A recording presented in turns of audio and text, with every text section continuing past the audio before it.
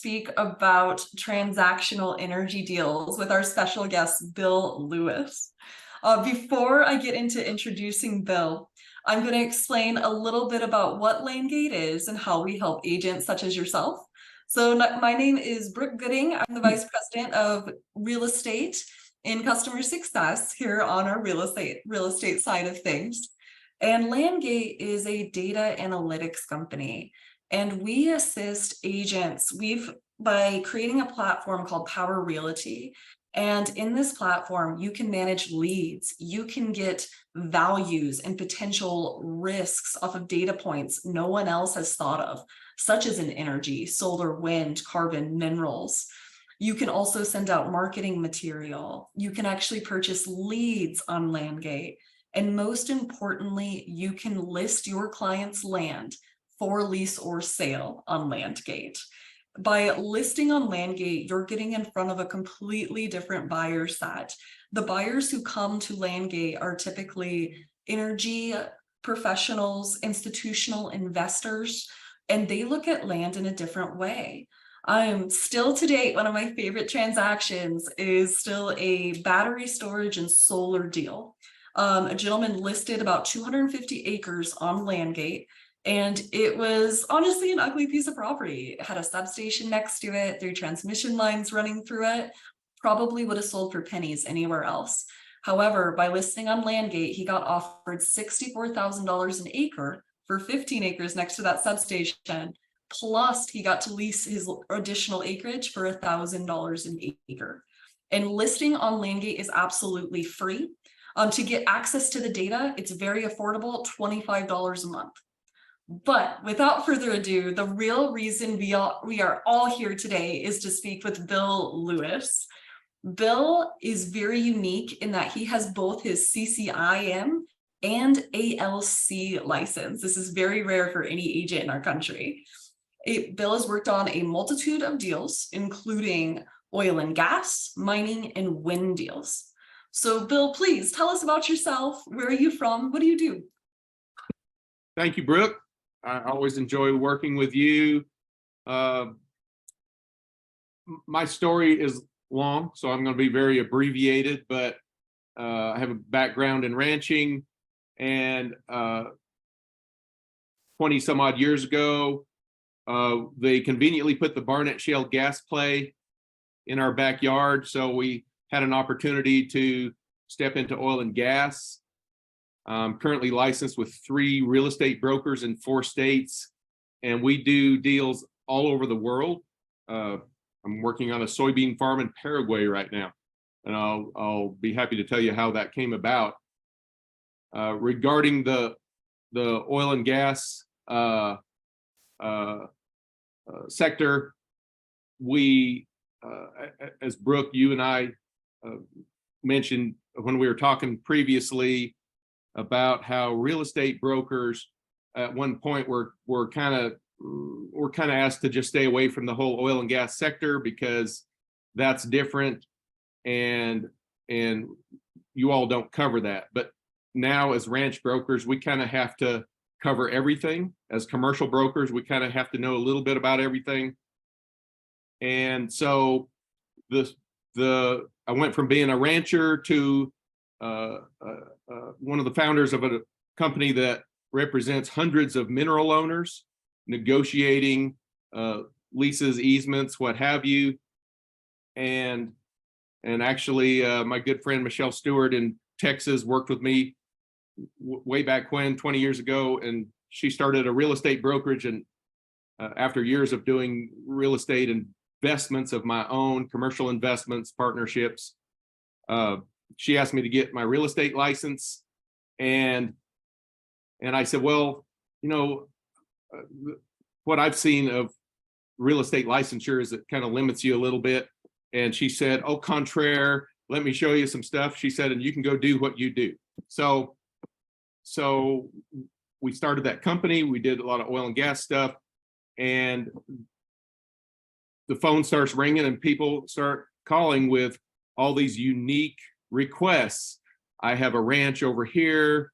Right now I represent a client on a $80 million self-storage acquisition, and we're looking at how close they are to a substation so we can consider battery storage, or how we can use the roofs of 500,000 square foot of storage buildings to do solar. So I think that we have to have a lot of reach.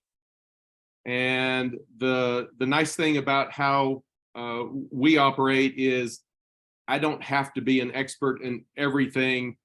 I have to have the phone number of somebody that can help me with a particular deal.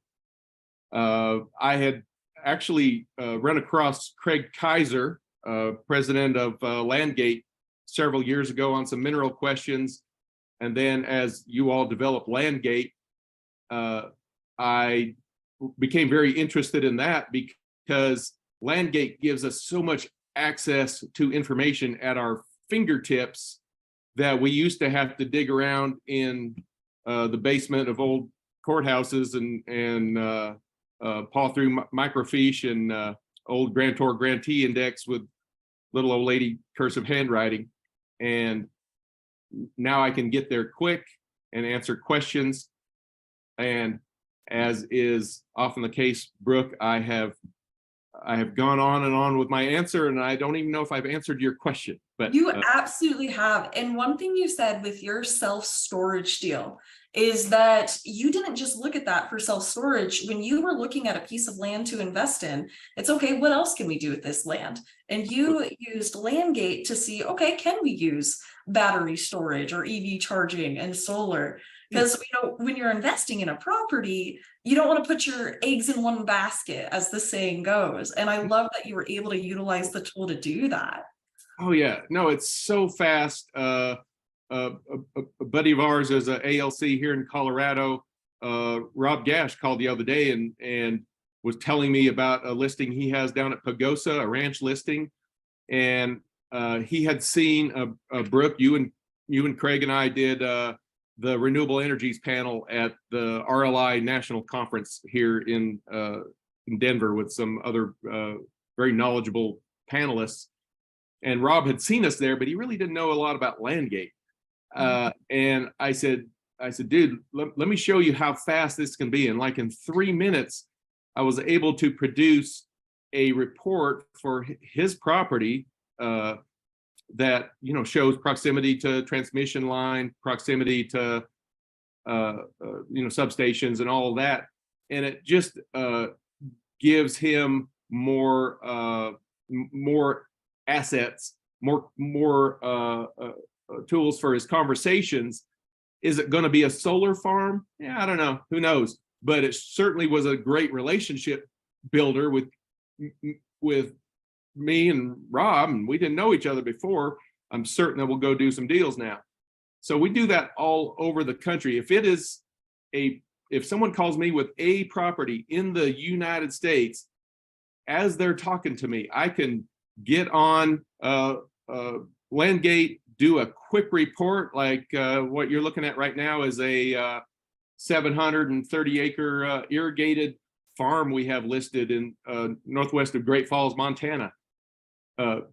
Happens to be what, 1.5 miles from a substation and 8 miles from a wind farm. Is it going to be a wind farm? I don't know. I see that little yellow dot there is a nearby substation, and the red line is the nearby transmission line. But it certainly attracts attention, and I can list this property on Landgate and reach out to some people that might not have called me about an irrigated farm in Montana, but seeing all of the electric infrastructure that's nearby, it might open a conversation. And in that conversation, we may end up finding out that they also invest in multifamily in Kansas or something. So for me, the property report gives a great way for me to walk in a door with only a few minutes notice and start a conversation. And already the property owners or the broker that I'm talking with recognizes that that we're going to do more than just stick a sign out there and say a big number that makes the seller happy and hope it works. So we have to go broker a deal, and I want as many alternatives as possible. And coming from the commercial side, I have my colleague Mitch Graham and I talk about this at length. Not only is there some income benefit like from solar, but there's also some significant opportunities in tax benefits, how they address buildings that have solar on them versus buildings that do not. So, it's interesting. I've trained cutting horses for 40 years, and I deal with people that have a lot of money, that spend a lot of money on really nice horses, and they use one logic when they're looking at a very expensive horse. It's like, I want it, raise my hand and buy it. And yet I might talk to that same person about an $80 million self-storage deal, and they get paralysis of analysis. I want to know where every penny goes. What can you do with my effective tax rate? So we, as a CCIM and an ALC, I kind of have to wear both hats and maybe meet them at the Cutting Horse Show where we can talk in a comfortable environment. I was going to say, Brooke, on this property that we've been looking at, and also one up in Plentywood, Montana, that we already have under contract on 2,500 acres. How we spoke with the partners on that ranch is, first, I showed them my land report, and this would be, Brooke, this is the Ursness Swanson property up there in Plentywood, Montana. Oh, thank you. First, we talk about, here's kind of an overview of what you have. The report is very colorful, and it has some great, quick information at my fingertips, thanks to Landgate. Then we began to talk about alternative uses for that investment base. Initially, the owner said, this is great, can I have a wind farm? So I had an opportunity to tell them about challenges of getting in the queue, likelihood of a property, even if you get a wind farm lease, some of the hurdles you have to get past. Yes, there it is, to actually become a commercially productive wind farm, which is certainly a wonderful thing if you're in that whatever 20% of leases that actually become commercially productive, let's say.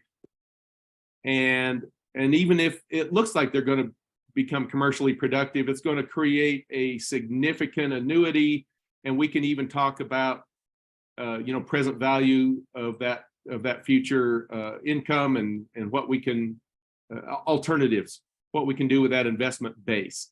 For the Ursness Swanson folks up there in Plentywood, we began talking about alternatives, but it all started with this report that we showed them, showing, you can see there the transmission line, the yellow dots showing the substations. Just gave me a great opportunity to engage in conversation and then consider alternatives. What we said is, you inherited this property, mom left it for you as an investment, but let's consider that. Let's consider your investment base. What is the best use for your investment base? Somebody that's a long-term owner on the property, like the folks that want to buy it, maybe we can talk to them about wind opportunities or solar or battery or what have you. I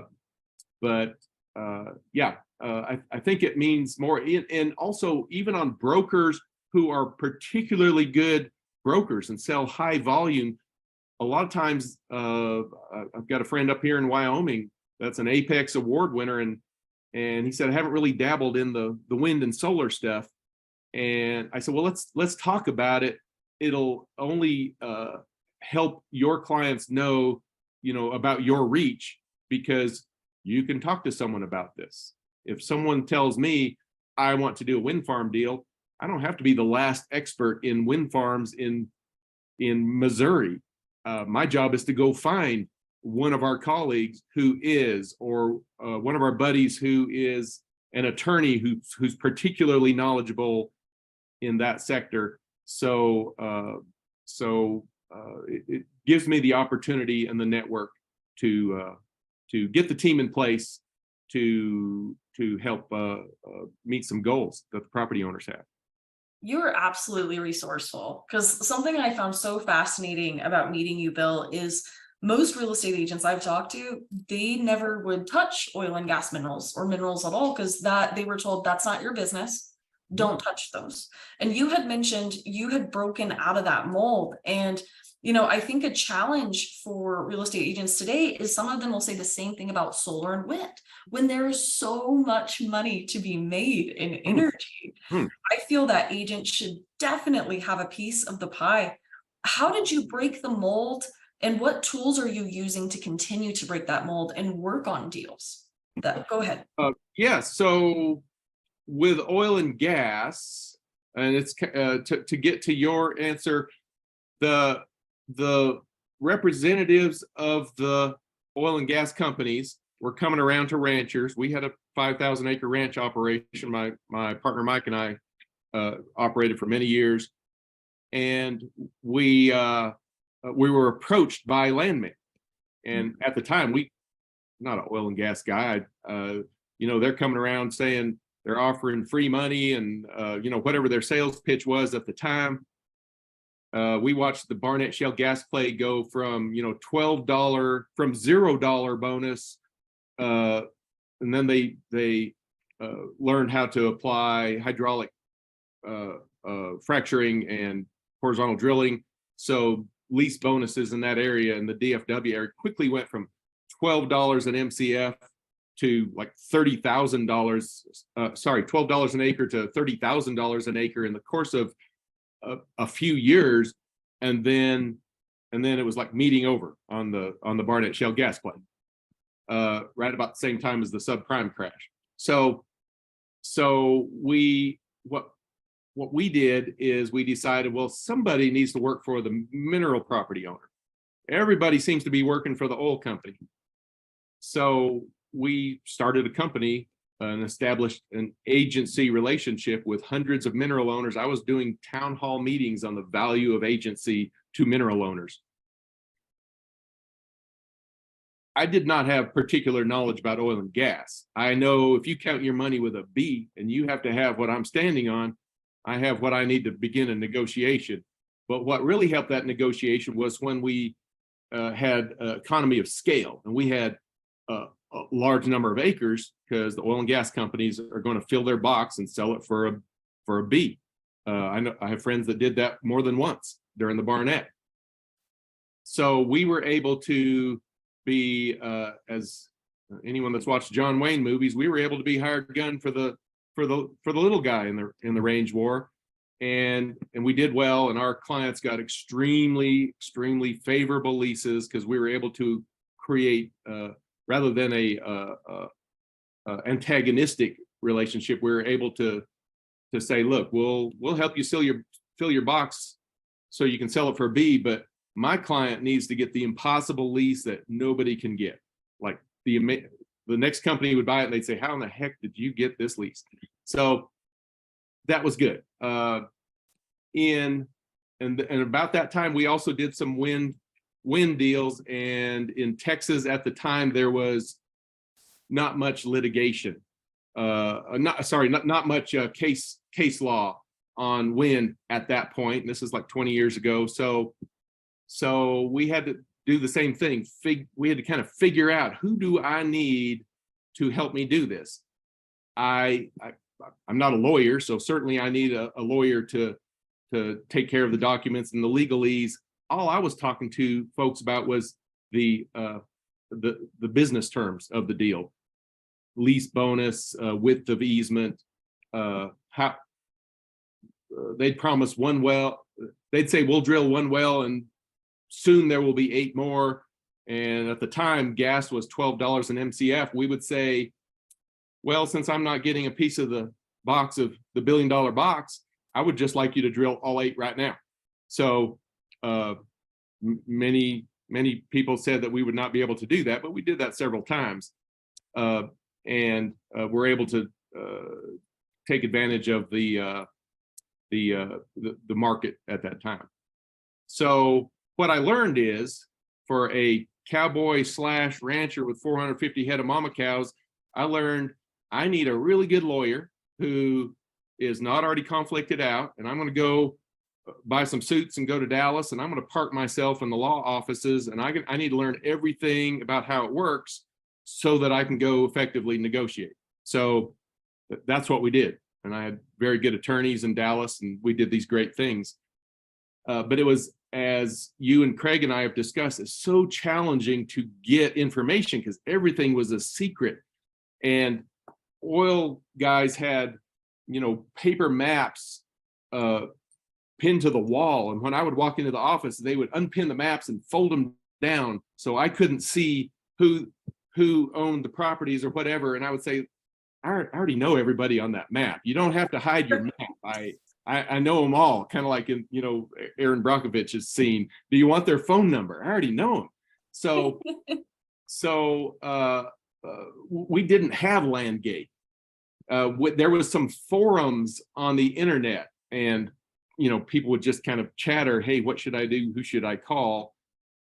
And I told this story at RLI. We even at one point had a rep for an oil company do an editorial in the newspaper and said, there's 2 cowboys going around town saying that they can protect your lease or whatever.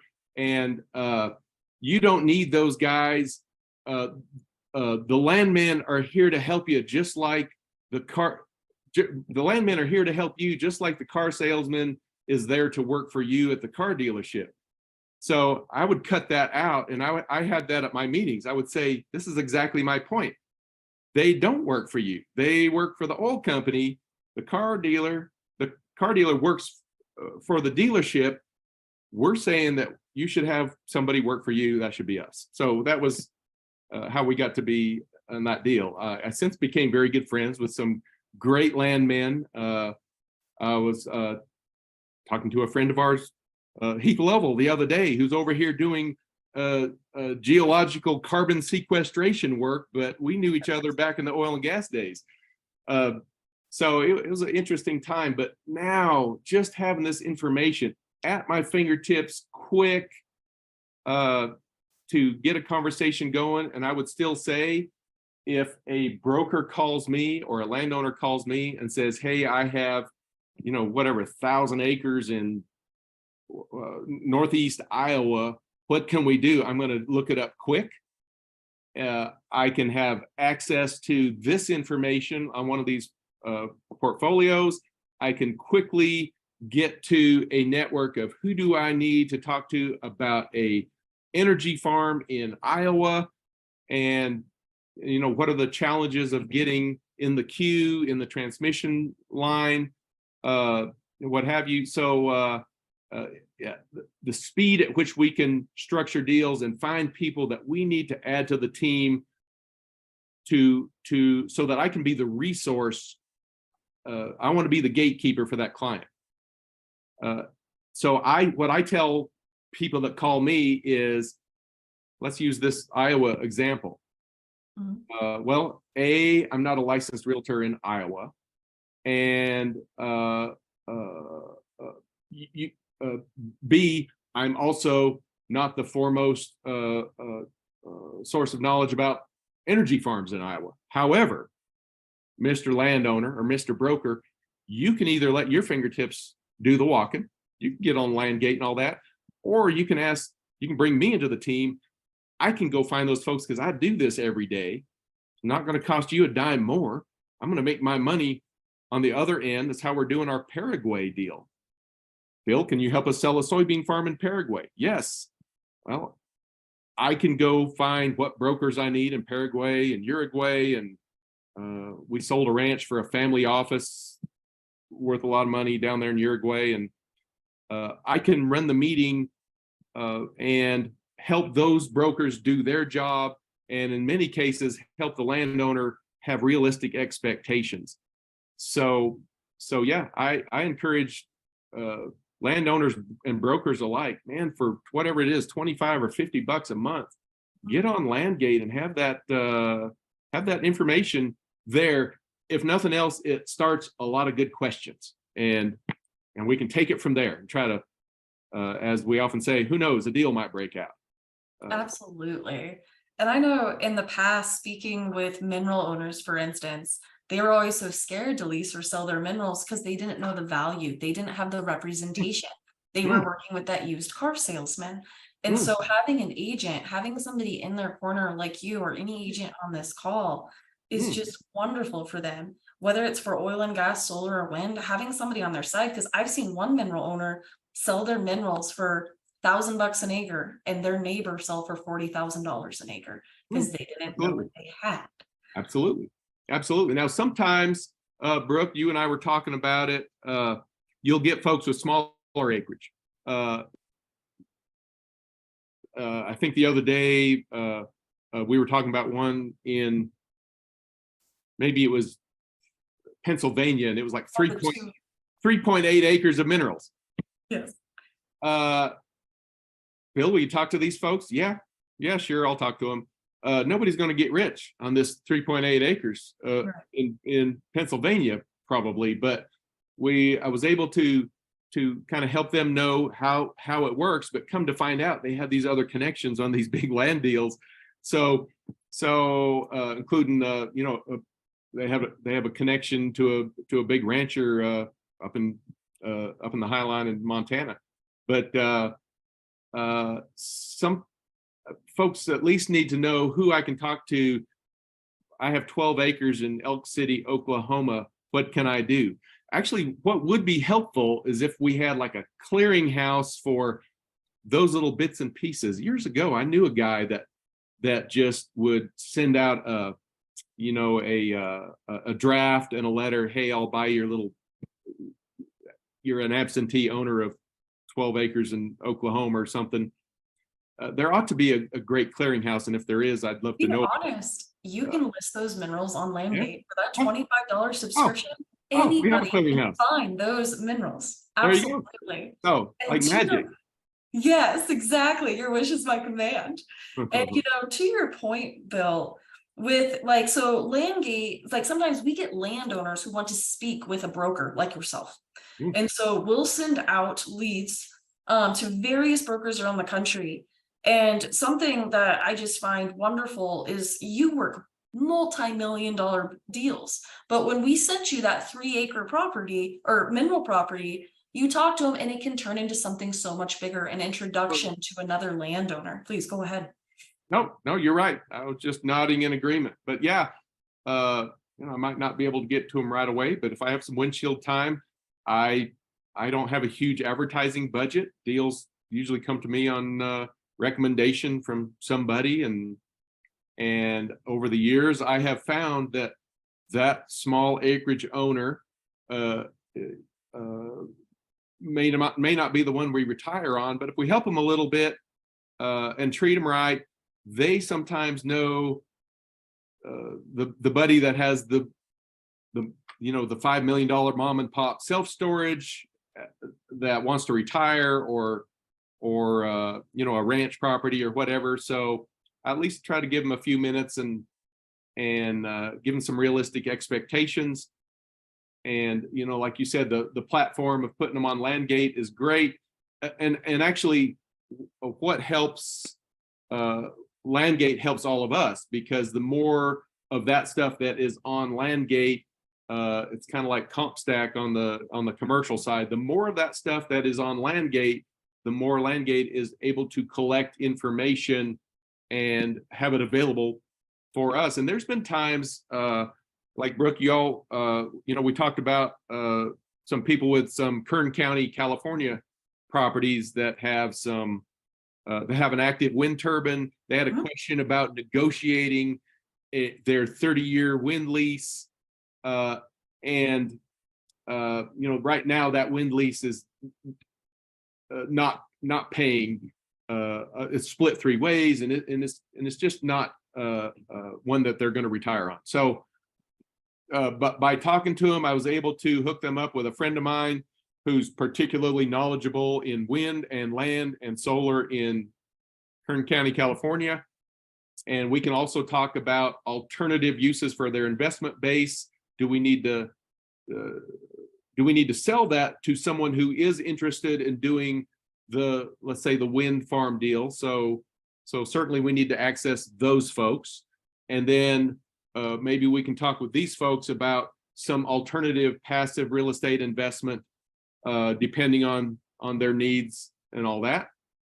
So yeah, I think that collective pool of information allows us to have these conversations, and not every conversation is with a billionaire, but sometimes it leads to the money. Absolutely. And with those investments on that wind farm, I believe you were referring to the 1031 exchange, because when you sell a wind or solar farm, you can 1031 exchange that cash flow and then purchase more land to invest in. And then that's 2 transactions for you. Absolutely. Yeah, absolutely. But you don't know until you begin the conversation and kind of learn, who, what, where, why, and when. Tell me everything. Tell me about all the properties that you have. Tell me, so those folks from Kern County sent me. I'm old. I print stuff. So they sent me all of this stuff. There's like 100 pages of printed front and back of information. They sent me letters from the wind company, proposed amendment, other properties that were not even initially in the conversation. If I know kind of their whole real estate world over there, I can help direct them to the people that can help them get some effective outcome. So why did I get to talk to these folks? It's because they came to Landgate. So it's a tremendous resource for us, and I certainly encourage, like I said, all my broker pals to get on here. Thank you so much. And Bill, what advice do you want to give other agents who want to get into the energy space? I would say a lot of agents stay away because, and maybe to their credit, maybe I should take a note from this. Maybe they just stay in their lane. Maybe they're good at selling luxury houses and they're really good at that. All right. Well, then we at least want to provide them a resource. The person that owns that luxury house probably paid for it with doing something else, or they own some property. It even gives, in this example, a luxury house broker to be able to provide a service to their residential client, in this example, an opportunity to talk with someone, Well, and I would say you don't have to become an expert in this. I'm certainly not. I know enough about it to be able to begin a conversation, and then, depending on the questions, go try to get the answers. So I think that as an agent, if I said I only sell luxury houses, I don't do wind, that is possible. That is a huge deal with a person who already trusts you and walks out the door because you said, no, I don't do that. Or the same with self-storage. How many people have you met that say, I know someone that has a self-storage, but I don't do that, so I never talk to them? Well, the self-storage people are getting inundated with offers. Every mom and pop self-storage is getting inundated with offers. What to do? Will you list your property with me? People go to these seminars. You can quit your job and go do self-storage and do it with someone else's money, which is kind of interesting. So I'm still the old guy that walks in with a cup of coffee and makes no be yes. If you can just introduce me and get me in there, or somebody that knows about this sector, we can go in there, and like this big deal we're doing in Colorado, I still pulled a Landgate report on it. I pull a report on every property because the one we're doing in Colorado is 18 properties, and one of them is like 200 yards from a substation. And so we pull the Landgate report and we're like, wait a minute. I wonder, since there's storage on this deal, and battery storage is basically batteries in sea containers, effectively, is there a way that we can utilize the proximity of that substation for this self-storage deal and possibly have a positive effect on our effective tax rate? Maybe. Well, that's not something that every self-storage pro talks about. Right. It gives me more reach. So I would say to other agents, don't have blinders on. Kind of keep your eyes open and ask the question, and then help your client get connected with, they can call me, and I, we've got a buddy, Aaron Bieber, that's an attorney that does a lot of wind and solar. So we can make connections if you ask the question. But by introducing someone like me to that friend that you have that does self-storage, I might not have ever had a chance to talk to those folks. But that warm handoff, let those folks know they can talk to me, no strings attached. And then depending on what their goals are, we can add other people to the team, Ocean's 11 style. Who do we need for this team to help these folks achieve their goals? And I think knowledge of certainly wind, solar, and battery, but also in the realm of carbon credits. We're working with a group that does biological sequestration of carbon, mass reforestation. I know those guys. I've met with them a bunch. They have like 30 million seed capsules, more than anyone else in the whole Western United States, I believe. What they do is they come onto burn scar forest land that is owned by private owners, and they can come onto that burn scar forest land, plant little baby pine trees, even come up with the funding to do it, and then get third-party verification of the establishment of those trees, and then sell the carbon credits. That is something. There's a section on the Landgate report for carbon credits for your forested areas. My buddy that I mentioned, Heath Level, they're doing the geological sequestration. They're looking for big ranch land that maybe is not productive for oil and gas, but where they can run a pipeline and dig a hole and mile deep and into what we call pore space and do geological sequestration of carbon that might create a revenue on a ranch that is otherwise maybe not available. I talked to an appraiser who appraises pore space for that use. So having the network of people in all these realms gives me more opportunity to have the conversation with a property owner. I guess that's my advice for agents. Don't box yourself in. And Landgate, you don't have to spend all of the time that I had to spend learning about oil and gas in a world where the industry guys would not share that information with someone who they viewed as outside the industry. I was a rancher. Now, that barrier to entry is certainly less formidable because you can get on Landgate, especially list a few things. You and Michaela and Craig, you guys make yourself available to answer questions all day long, every day. I know I have texted you on a Sunday and say, what does this button do? And you've been there for me. So yeah, I would say broaden your horizons.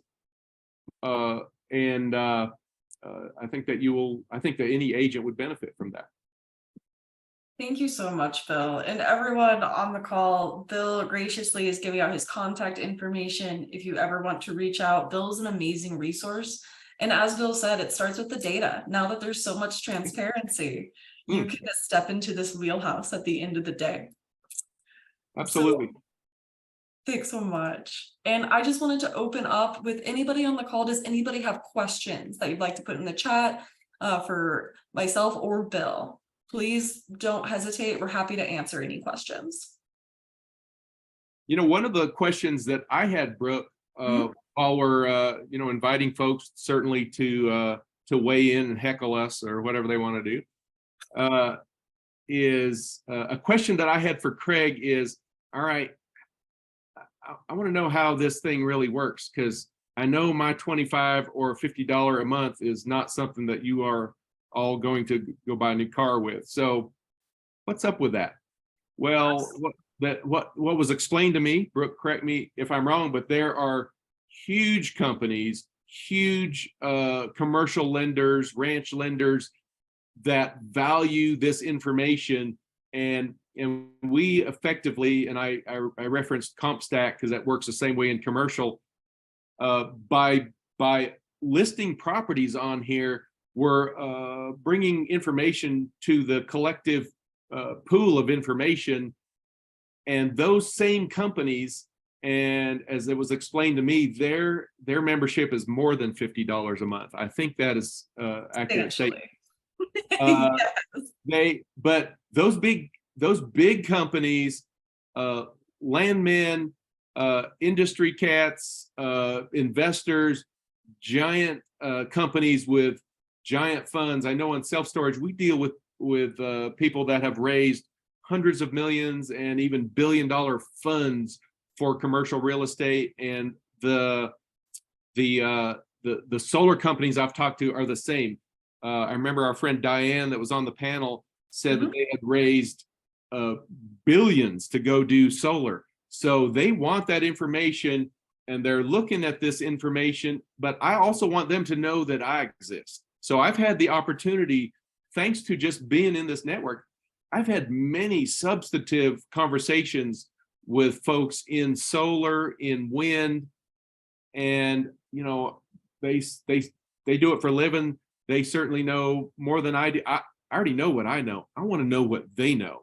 And then I want to find a way to deploy that information to help my people.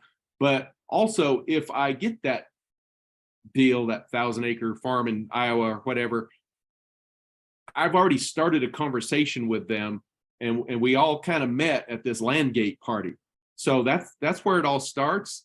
And so if some agent who is not particularly knowledgeable about wind brings in someone like me, and we say, hey, wait a minute, I think we've got something here. I'm going to call Brooke or Craig, or, hey, are we crazy, or do we have something here?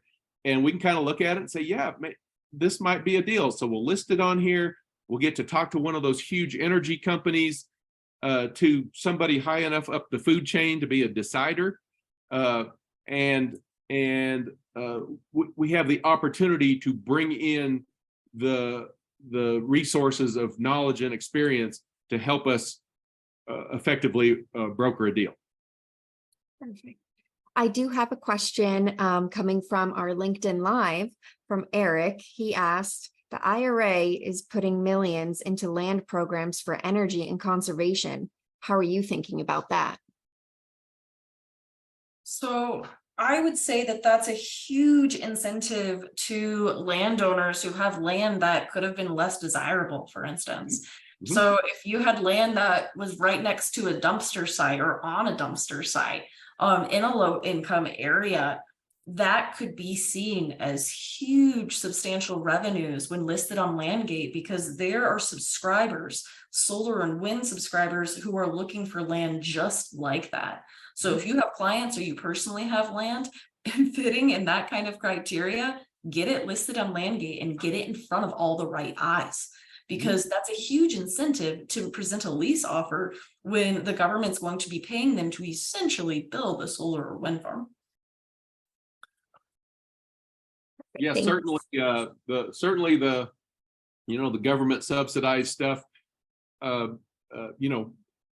Whether you're pro or con on that topic, it's a thing. It exists. It exists in farming. It exists in energy.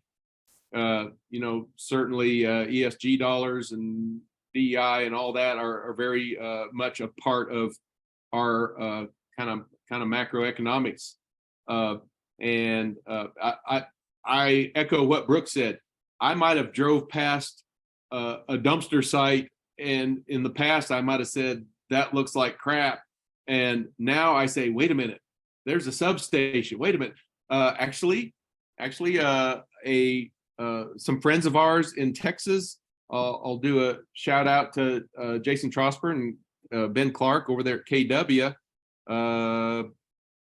They negotiated a deal with Encore, as I understand it, to build a substation to help create value on a ranch, to open some doors to solar. So there's a whole lot of ways to negotiate a deal. Awesome. Thanks so much, Bill. We have another question from an anonymous attendee. They're a Colorado broker. How do I get started and make money? So I would initially say definitely get signed up on Landgate, get onboarded. And the advice I typically give to somebody who's new and trying to get their feet wet is I advise them to print off that property report for every landowner or any property owner that they've worked with, to start a conversation again. Use your old contact or a way to approach that landowner who will never sell their land. If you show them that report, hey, you don't have to sell it, but what if you could lease it and get revenues? Bill, would you have anything to add or have advice? Yeah, absolutely. That land report, I mean, it's usually like 12 pages, and I mean, it takes like 2 minutes fast, and it gets the property owner maybe to sit at the table with you for a few minutes and at least ask questions. What's this thing? What's that thing? Past that, to answer the question, how can we make money? We have to start with, what are the questions? What are the goals? Maybe they don't want to sell, as Brooke said, but they would consider a lease. Whether or not they actually get a lease remains to be seen. Or if they try to make their lease too punitive, they might find that they get a lease, but the neighbor that was less punitive actually gets the glass put up on the farm. So I would say that the land report begins the conversation, and now you have enhanced your relationship. And past that, call in someone. There's enough people in this network that can help figure out how to leverage that relationship. We always say relationship first, deal second, commissions take care of themselves. So first we need to find out what are the goals, and it might end up in something that they may not have planned to do. That farm that we've looked at up by Great Falls, Montana, yeah, it's close to a transmission line. It's close to a substation. Probably the current owner would not want to do a wind farm at this time, but the availability of that opportunity might make that farm more attractive, and I might be able to talk with the next folks about at least pursuing that opportunity. Yeah, I think that's how we're going to leverage that relationship and find a way to make you some money. Absolutely. And last but not least, get it listed on Landgate. These buyers really do see absolute premiums where other buyers may not.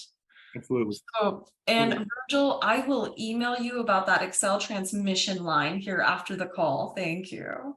Well, Bill, thank you so much for joining us today. I really appreciate you coming and just getting to pick your brain and all your knowledge and just the multitude of deals that you've worked on. You're such an asset. Thank you so much for joining us today. Thank you, Brooke. I appreciate your help all the time. Thank you so much. Everyone, we will see you in the next webinar in a couple weeks.